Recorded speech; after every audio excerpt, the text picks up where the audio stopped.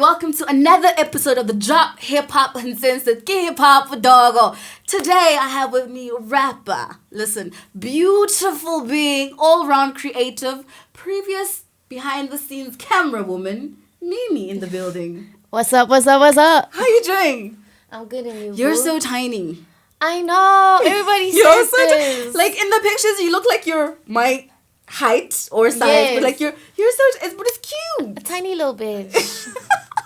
Look, dynamite comes in small packages, honey, and I'm talking about. Speaking of dynamite, who is Mimi? Mimi. Well, Mimi's a performer, creator, entertainer, artiste. Yeah. Award nominee. Oh yeah, you can call me that. Award nominee. Stop it! I like it. Now, you went from modeling to dancing to being behind the camera. You are legit the essence of an all-round creative being. You understand? Yeah. When did the transition from all these other creative aspects of Mimi transition to Mimi the rapper, Mimi the singer, Mimi, the artist? Well, from a young age, I love to entertain people. It started out with 5-year-old Mimi, like telling the whole neighborhood to pull through to my house, pay me 5 rand, pay me 5 rand. And then at the age of 6, I started dancing, like on theater plays, stuff like that. Age 14, I got signed to an agency, modeling agency. I started doing like commercials, adverts. So sometimes people are like, oh, I've seen you before. It's probably some adverts that I did when I was a kid because I still look the same. I'm the same height and everything. But yeah, and then later on, I became like a backup dancer for other singers. And I think that's what kind of opened my eyes to the whole recording artist vibe. Like, I kind of liked how their industry worked more. And I fell in love with just performing on stage as a whole because I'm a dancer. And then rapping, it gives that other entertainment element. And I love entertaining people. To me, that's my passion. And you sound so hard when you rap. Like, you literally don't look as tiny as you are in your bars. Like, I like that. You're a completely different person. Now, you've been in theater performances and international spaces as well. Yeah. How have you used that? Because you were also a backup dancer. How have you used that to enhance the performances that you do now for yourself as the star now? Because you're not in the background. You're not the helping team. You're it. Yeah. You're the prize now. Yes, queen. Well, it helped me a lot. No cap. It really did help me. It helped me. I found my own method on how to make people get fucking lit. Yes. So that's how that helped me. Content I signed up for. That's one thing I say I do well when I'm on stage. Even if people don't like me, I make them turn up, bro. They're going to dance even if they don't like you. They will, bro. I'll make them dance.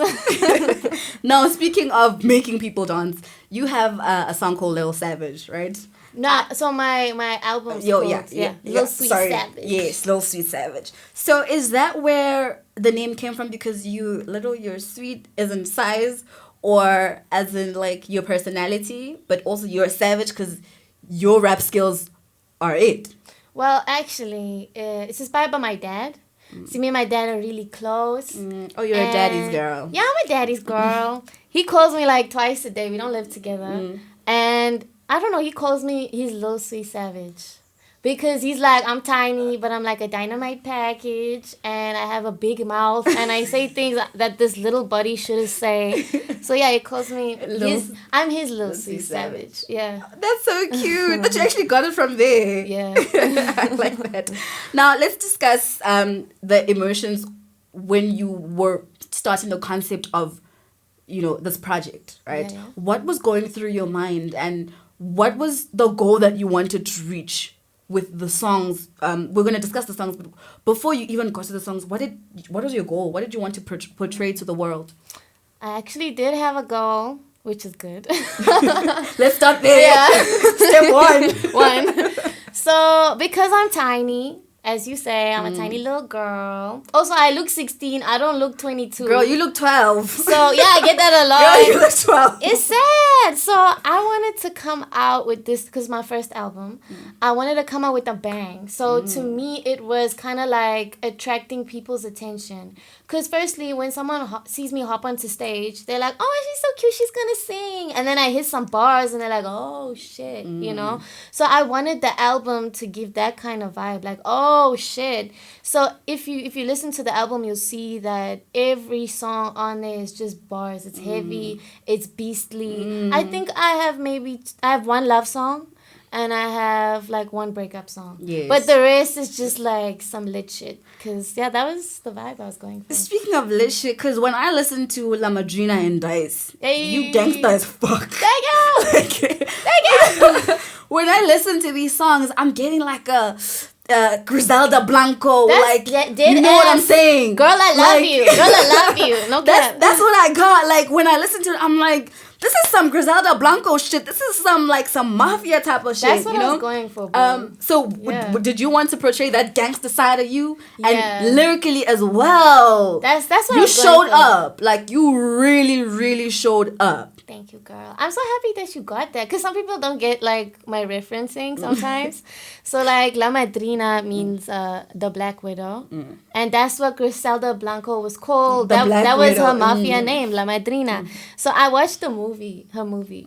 And after the movie, I was like, damn, I need to make a song about this girl. She's out here. And I even Googled her, and, like, I love her. She's lit. I feel like she's very a boss smart. lady. She's very intelligent as well. Yes, she fucked the niggas up. I think she did better than Pablo, but just because she wears a skirt, she was undermined. Yes, and she didn't get the flowers that she needed. Yes, I but get at least you. she got some. She got some. You know, she did the things.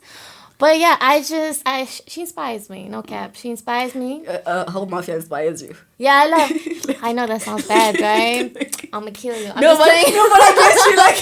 I guess you like. I even have a song about guns. It's called Stick. Yes. So yeah, I'm about that gangster shit. I'm sorry. Can you even like? I can. I used okay. to work for a gun shop. Oh, okay. I used to actually teach people how to shoot guns. I love that. Yeah. At least it's things you've experienced. Yeah. And not just like talking smack. Yeah, I'm not just talking shit. Yeah, you're not just talking shit. Now let's talk about backup. Right? Back up, yeah. Yes.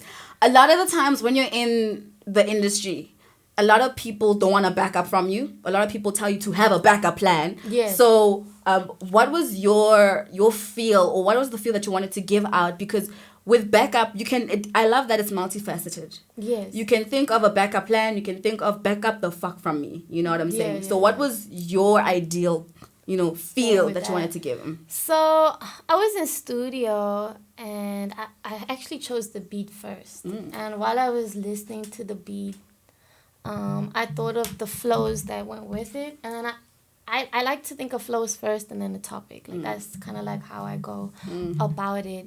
And at that time in my life, I felt like a lot of people were in my face. And they're just trying to like tell me what I need to do. And I'm like, bitch, Do this, do that. I know what I need to do. So it was two ways. So one, I was telling everybody to just back the fuck up on my way. And then secondly, I was trying to tell all those thirsty ass niggas, back away. I don't need y'all. Also, so it was kind of like two ways. Yeah. Okay. Yeah. Okay. I want to also talk about that. Was there ever a moment where you felt so overwhelmed? Because when you're starting out, people who have been in the industry or who believe that they have more knowledge than you always want to lead or guide you, even though you don't want that guidance. They like to control. Yeah. So how did you deal with Yo. overwhelming individuals? Because now they want to treat you like an egg, but it's just like they're limiting your growth and they're limiting your skill. Yeah, sometimes people think you're a bitch because you are like into your views as a person. So honestly, that was hard, trying to like not be a bitch and take criticism, because criticism is good. Like Yes. I like to listen to people. I like to listen to like a whole bunch of things and then kind of like make my own diagnostic according to. I love Facts. criticism. Amen to that. So I encouraged the control, but I kind of like I took what I needed from it and still did my own thing. So I don't know. I love that I you were was very also respectful, I open. guess. Yeah, you were open to the growth as well. Yeah. Let's talk about Cheese and God Game, right? These have similar themes because it's you wanting to go big. Reflecting. And you know what I'm saying, and you saying, "Hore, I've arrived. Listen, please understand who I am." And you feature the likes of Dumitladi on Cheese, right? So how did it come about that you guys collaborated? And how did you explain the concept to him that, okay, this song, or did it just happen organically? So actually, there's a whole story behind Cheese. All right. And God Game. I don't know. All my songs have stories. So Cheese with Toomey. So Toomey and I have been friends for a while. My manager knew Toomey because he knows a lot of artists. He's been in the industry. So Toomey kind of like pulled through to our crib because at that time I was living with my manager. So we kind of became friends. After a while of being homies with him, he pulled up one night. We were having a braai. And I was like, nigga, I want you on my tape. And he's like, okay, let's get it, girl. And he actually produced the beats. Whoa, he helped produce okay. it. So we had him in the building. We had 808 Bangs. And we had Dash.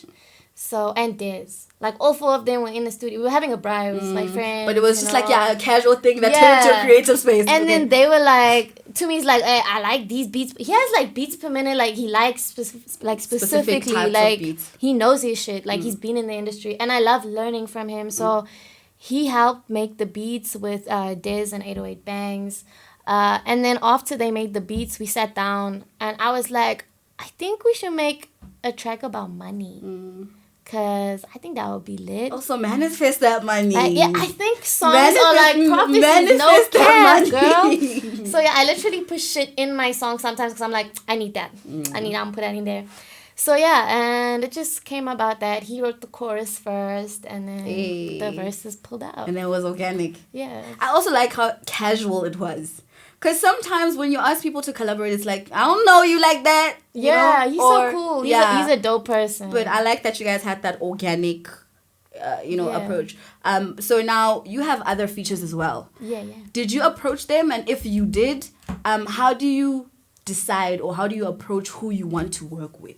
So with some of my features, because you've also worked with Teleman, right? Yes. So how do they come about? Okay, so with some of the features, at that time, I was living in a house with everybody who was signed to the same record label. So I wanted all my friends who are signed to that label to be on the tape. So some of the features are the people like in living the record label. Yeah.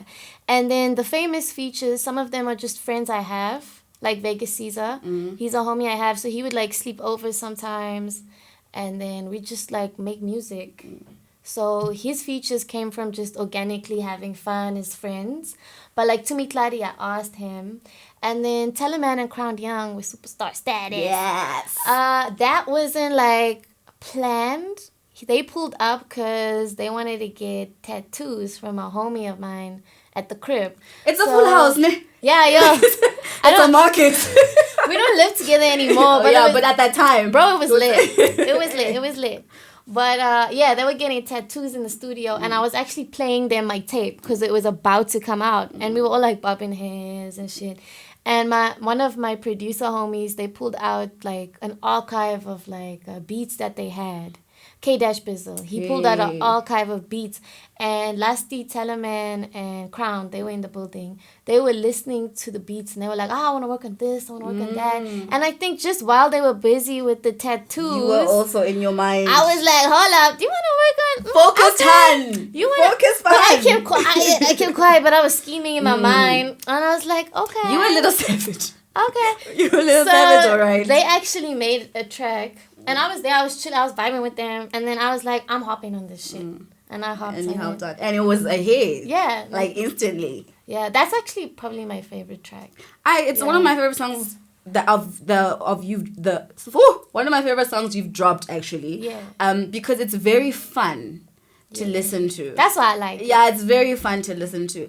Who are some of the, I don't want to jinx it, but who are some of maybe the artists that you want to work with or are? Oh, yeah, that I haven't gotten to yet. So, Saucy, I love her. I need to work with her. Yeah, they've been here before. Like, hey, girl. I actually met her. So, they're actually pretty dope. And Mani Badu. She's a beautiful soul. Yeah, I also like Mani. Yeah. And then I also want to work with Blackie. That's dope. I think he's lit. Yeah. And I always say Nasty C because I feel like if you feature a Nasty C, girl, you can. Then it's like, oh, you've done everything. Nasty C's like the king of hip hop right now. So it's possible and Manifest it, it'll happen. Let's talk about visuals. There's visuals for backup and the run up, right? And God Game. And God Game, right? Yeah. God Game was my first single ever. Right? I say, touch up your face. Touch up your face. So they have very interesting visuals. And I like that your theatrical personality pops up in your music videos. That's one thing I love. Thank you. You know, you remind me of, you know, when Nicki Minaj was starting out with Roman. You show that theatrical. I like that. Yeah, you throw in that theatrical personality persona. Like, you know, it's quite nice to watch. So, what more visuals are you dropping in 2021 that we can expect? Okay, well, currently, I'm getting ready to drop Superstar Status. Okay. Yeah. I got braids for that one. I look different. I like that I look different. It's like I took on a different character, like, in the video, but it's still me. It's like a more savagey me. Are you not afraid of getting the backlash of people, specifically on Twitter? Of black appropriation? Because oh yeah, nah, I didn't even think about that shit because I'm Khalid, so I'm best of both worlds. So I don't see why that. So you're using your Khalid card. Yeah, girl, you have to use your Khalid card sometimes.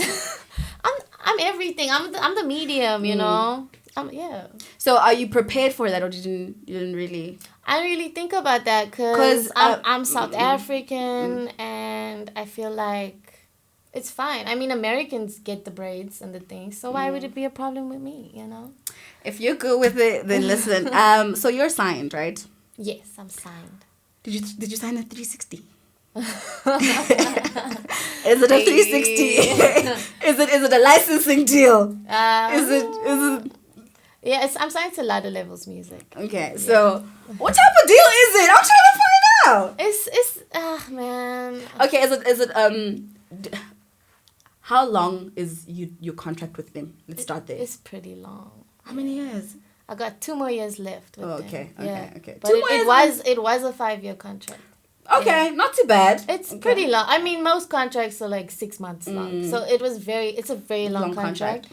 But it's fine. Do you feel safe? I'm flourishing. Do you feel safe also? Yeah, I feel safe. I'm asking I'm because always safe. Yeah. I got my bag, so I'm always safe. I'm asking because, you know, a lot of people glamorize independence and they don't understand the work that comes with independence. Being independent is better.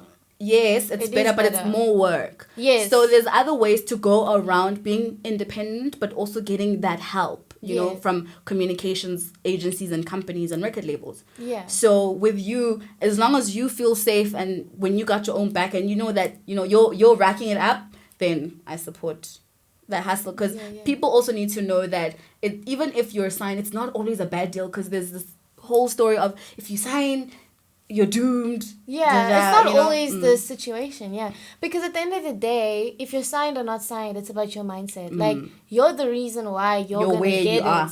Like, yes, a label helps a lot, like a lot, but you also need to push yourself too. They're not gonna do everything for you at the end of the day. All right, what would you tell your 12-year-old you? Yo, 12-year-old me? 12-year-old me was doing the things. I went to Vegas when I was 12. What? I danced in Vegas. I'd say to 12-year-old me, child, get it, girl. Don't stop. You're on the right track. Be hungry like you are. Stay hungry. Never let go of that hunger. Girl, you in the Vegas? That's what I tell my 12-year-old self. I was always trying to hustle. You're my hero. I was always trying to hustle. Yo. Which 12-year-old got to Vegas?